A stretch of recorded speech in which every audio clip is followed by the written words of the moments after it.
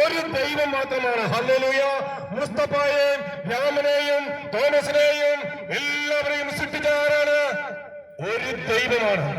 ആ ദൈവത്തിന്റെ വചനം എല്ലാ മക്കളും കേൾക്കണമെങ്കിൽ ആരെ തെരുവുകളിൽ നിന്ന് വചനം പ്രഘോഷിക്കണം? പരിശുദ്ധാത്മാവിൽ നിറഞ്ഞ അഭിഷേകമുള്ള ആത്മീയ തെരുവുകളിൽ നിന്ന് ദൈവത്തിന്റെ വചനം പങ്കുവയ്ക്കുമ്പോൾ എല്ലാ മക്കൾക്കും ദൈവത്തിന്റെ വചനം കേൾക്കാൻ സാധിക്കും. ഹല്ലേലൂയ. എല്ലാ മക്കളും രക്ഷ പ്രാപിക്കണമെന്ന് ആരാഗ്രഹിക്കുന്നു? ദൈവം ആഗ്രഹിക്കുന്നു. അതുകൊണ്ടാണ് ഈശോ കുരിശിൽ മരിച്ച് ഉത്തിതനായിട്ട് അവൻ ശിഷ്യന്മാരുടെ മുമ്പിൽ പ്രത്യക്ഷപ്പെട്ടപ്പോൾ അവരോട് പറഞ്ഞു, നിങ്ങൾക്ക് സമാധാനം. പിന്നെ പറഞ്ഞു, നിങ്ങൾ ലോകമെങ്ങുമുള്ള എല്ലാ ശക്തികളോടും സുവിശേഷം പ്രസംഗിക്കുമെന്ന്. ഹല്ലേലൂയ. ആ ദൗത്യമാണ് നൂറ്റാണ്ടുകൾ പിന്നിട്ടപ്പോഴും ജ്ഞാനസ്നാനം സ്വീകരിച്ച വചനം പങ്കുവയ്ക്കുവാൻ പരിശുദ്ധാത്മാ നിയോഗിക്കപ്പെട്ട മക്കളെ തെരുവുകളില് ദൈവത്തിന്റെ വചനം പങ്കുവയ്ക്കുന്നത്. ഹല്ലേലൂയ. പ്രിയ സഹോദര സഹോദരി, 3 വചനം പങ്കുവയ്ക്കുമ്പോഴും ആത്മാവിന്റെ ശുദ്ധിയെ കുറിച്ചും ആത്മരക്ഷയെ കുറിച്ചുമാണ് വചനം പങ്കുവച്ചത്. എന്തോ ഈ ശ്രീകണ്ഠാവൃത്ത് അത് വീണ്ടും വീണ്ടും ആവർത്തിക്കുവാൻ ദൈവമായ കർത്താവ് ഒരു പ്രചോദനം നൽകിയ. ഹല്ലേലൂയ. 3 പേരും പരിശുദ്ധാത്മാവിനെ കുറിച്ചും ജീവന്റെ നിത്യജീവനെ കുറിച്ചുമൊക്കെ വചനം പങ്കുവച്ചപ്പോൾ വീണ്ടും പറയാ, മകനെ നീ അത് വീണ്ടും വീണ്ടും ഈ ടൗണിൽ ഈ വിരലി ആവർത്തിക്കുകയാണ്. ഹല്ലേലൂയ. ഹല്ലേലൂയ. നമുക്കെല്ലാവർക്കും ദൈവമായ കർത്താവ് ഒരു ആത്മാവിനെ നൽകിയിട്ടുണ്ട്, അല്ലേ? എല്ലാ മക്കൾക്കും ആത്മാവുണ്ട്. നമ്മളൊക്കെ നിരീശ്വരവാദിയാണെങ്കിൽ പോലും നമ്മൾ മരണപ്പെട്ട് കഴിയും. നമ്മുടെ ബന്ധുമിത്രാദികൾ നമ്മുടെ ആത്മാവിന്റെ രക്ഷയ്ക്ക് വേണ്ടി ഏത് മതഗ്രന്ഥത്തിൽ നമ്മുടെ പ്രാർത്ഥനകൾ ചെയ്യാറുണ്ട്. ഹല്ലേലൂയ. ഇല്ലേ? ഹൈന്ദവരാണെങ്കിലും മുസ്ലിങ്ങളാണെങ്കിലും ക്രൈസ്തവരാണെങ്കിലും ഏത് മതത്തിൽ വിശ്വസിക്കുന്നവരാണെങ്കിലും ആത്മാവിന്റെ രക്ഷയ്ക്ക് വേണ്ടി മൃതസംസ്കാര ചടങ്ങിൽ പ്രാർത്ഥിക്കാറുണ്ട്. എന്തിനാണ്? അവന്റെ ആത്മാവ് നഷ്ടപ്പെട്ടു പോകരുത്. പ്രിയ സഹോദര സഹോദരി, യോഹന്നാന്റെ സുവിശേഷത്തില് 3-ാം അധ്യായം 16-ാം തിരുവചനം തന്നെ പഠിപ്പിക്കുന്നത്, അവനെ വിശ്വസിക്കുന്നവരും പോലും നശിച്ചു പോകാതെ നിത്യജീവൻ പ്രാപിക്കുന്നതിന് വേണ്ടി തന്റെ ഏകജാതനെ നൽകാൻ തക്കവിധം ദൈവം ലോകത്തെ അത്രയധികമായി സ്നേഹിക്കുമെന്ന്. എന്ത്? നമ്മളിലുള്ള ആത്മാവ് നഷ്ടപ്പെട്ടു പോകാതിരിക്കാൻ പിതാവായ ദൈവം തന്റെ പ്രിയ ജാതനെ കാൽവരിയുടെ വിരുവാറിൽ 3 ആണിയില് കുരിശിൽ കിടത്തി ബലിയർപ്പിച്ചു. ഹല്ലേലൂയ. ആരുടെ രക്ഷയ്ക്ക്? മാനവ കുലത്തിന്റെ രക്ഷയ്ക്ക് വേണ്ടി. ആര്? യേശുക്രിസ്തു. യേശുക്രിസ്തു ഈ ഭൂമിയിൽ ജാതകത്ത് ദൈവദൂതൻ ലോകത്തെ അറിയിച്ച സന്ദേശം എന്തായിരുന്നു? ലൂക്കായുടെ സുവിശേഷം 2-ാം അധ്യായം 10-ാം തിരുവചനം പഠിപ്പിക്കുന്നു, ഈ സകല ജനത്തിനും വേണ്ടിയുള്ള സന്തോഷത്തിന്റെ സത്വാർത്ത ഞാൻ നിങ്ങളെ അറിയിക്കുന്നു. ആർക്ക്? സകല ജനത്തിനും വേണ്ടി. സകല ജനത്തിനും വേണ്ടിയാണ് ഈശോ മിശിഹ ഭൂമിയിൽ വന്നത്. പ്രിയ സഹോദര സഹോദരി, ഈ ഗ്രന്ഥം 4 സുവിശേഷകന്മാരാണ് എഴുതിയിരിക്കുന്നത്. മത്തായി, മർക്കോസ്, ലൂക്ക, യോഹന്നാൻ. ഇവർ 4 പേരും തന്നെ പഠിപ്പിക്കുന്നത് ഈശോ മിശിഹ ഭൂമിയിൽ വന്നത് അനുദപിക്കുന്ന പാപിയെ തേടിയെന്നാണ്. 99 നീതിമാനെ തേടിയല്ല, മറിച്ച് അനുദപിക്കുന്ന പാപിയെ തേടി ഈശോ മിശിഹ ഭൂമിയിൽ വന്നു. ആ പാപി ഞാനാണെങ്കിൽ ഇപ്പോൾ സ്വർഗ്ഗം എത്രമാത്രം സന്തോഷിക്കുക. ഈ വചനം കേട്ട് ഞാൻ മനസ്സാധ്യപ്പെടാൻ തീരുമാനിച്ചാൽ സ്വർഗ്ഗം സന്തോഷിക്കുക ഇപ്പം. കാരണം നഷ്ടപ്പെട്ട ഒരു കുഞ്ഞാണ്, അത് പാപിയായ ഞാനാണെങ്കിൽ ഈ മന്ത്രശോധനയിലൂടെ എന്റെ ആത്മാവ് തിരികെ വന്നാൽ സ്വർഗ്ഗം സന്തോഷിക്കുക. ഹല്ലേലൂയ. ഹല്ലേലൂയ.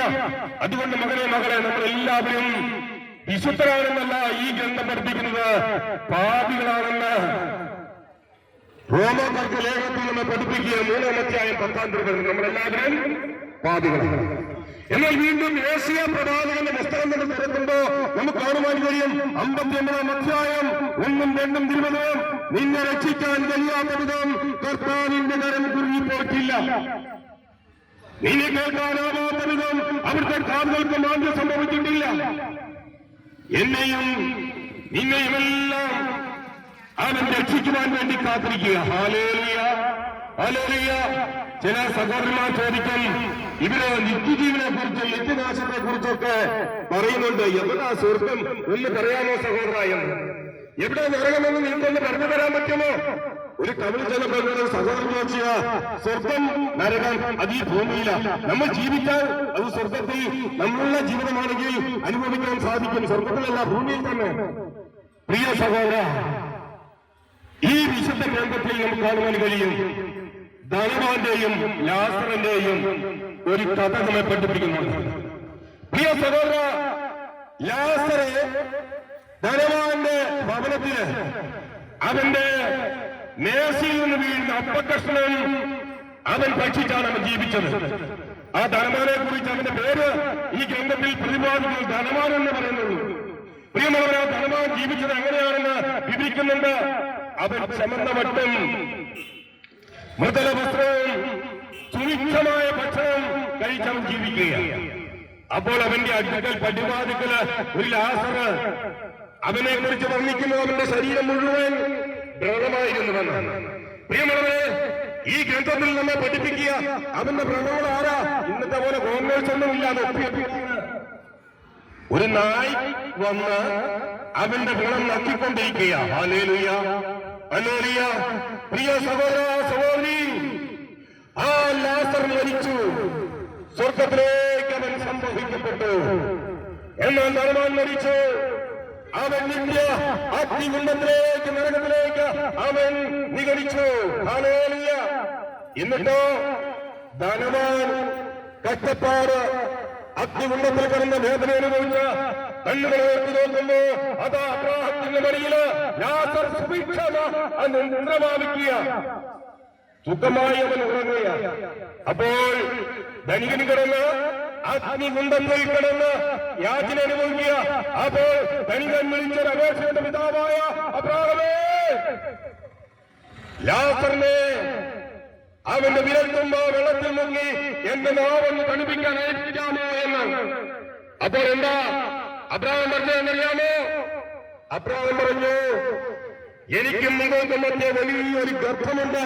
ഇവിടെ നിന്ന് ലാസറിന് അങ്ങോട്ട് വരുവാനോ അവിടെ നിന്ന് ധനവാൻ ഇങ്ങോട്ട് വരുവാനോ സാധിക്കില്ല. അപ്പോൾ വീണ്ടും ആ ധനികൻ പറയുക, അങ്ങനെയാണെങ്കിൽ പിതാവായ അബ്രാഹമേ, എനിക്ക് 5 സഹോദരന്മാരുണ്ട്. അവരും ഈ അഗ്നികുണ്ഡത്തിൽ ഈ നരക വേദന അനുഭവിക്കാതെ അവിടുന്ന് മരിച്ചവരിൽ ഒരുവൻ എന്ന് പറഞ്ഞാൽ അവർ അനുദപിക്കും, വിശ്വസിക്കുമെന്ന്. എന്താ പറഞ്ഞത്? മറുപടി എന്താ പറഞ്ഞത്? മരിച്ചവരിൽ ഒരുവൻ എന്ന് പറഞ്ഞാൽ പോലും അവർ വിശ്വസിക്കില്ല. എന്ന് ശ്രമിക്കുന്ന സഹോദര, സഹോദരി, നമ്മൾ ഈ ഗ്രന്ഥം വായിക്കുമ്പോൾ ധനവാന് എന്നെക്കാളും നിങ്ങളെക്കാളൊക്കെ എത്രയോ നല്ലൊരു മനുഷ്യനായിരുന്നു നമുക്ക് കാണുവാൻ കഴിയും. കാരണം എന്താ? അവന്റെ മേശയിൽ നിന്ന് വന്ന അപ്പക്കഷ്ണം അത് ഭക്ഷിക്കാനായിട്ട് അവൻ അനുവദിച്ചിട്ടില്ലേ? ലാസറിനെ നമ്മളാണെങ്കിൽ നമ്മളെ വീട്ടുപടിക്കല് ഒരു വെള്ളം ബാധിച്ച് ദുർഗന്ധം ബാധിക്കുന്ന ഒരു മനുഷ്യനുണ്ടെങ്കിൽ നമ്മുടെ വീട്ടിൽ പഠിക്കൽ നമ്മൾ കേൾക്കുമോ? നമ്മൾ കേട്ടില്ല. നമ്മൾ ഒരുപക്ഷെ അവനൊരു 10 രൂപ എടുത്ത് വീട്ടുമുറ്റം വെക്കുന്നതിന് മുമ്പ് നമ്മൾ അങ്ങോട്ട് ചെല്ലും. നമ്മൾ അവനോടുള്ള സ്നേഹം കൊണ്ടല്ല, മറിച്ച് ആ വെള്ളം ബാധിച്ചവൻ എന്റെ വീട്ടിലേക്ക് വരരുത് എന്നിട്ട് 10 രൂപ കൊണ്ട് ഒരുപക്ഷെ നമ്മൾ കൊടുക്കും. എന്നിട്ട് എന്താ സംഭവിച്ചത്? എന്നെ ശ്രമിക്കുന്ന സഹോദര, സഹോദരി, എന്തുകൊണ്ടാണ് ധനവാൻ നിത്യാത്മകുണ്ഡത്തിൽ കിടക്കേണ്ടി വന്നത്? ജീവിച്ചപ്പോൾ അവന് ദൈവം ഒത്തിരി സ്വത്തുക്കള് കൊടുത്തിരുന്നു.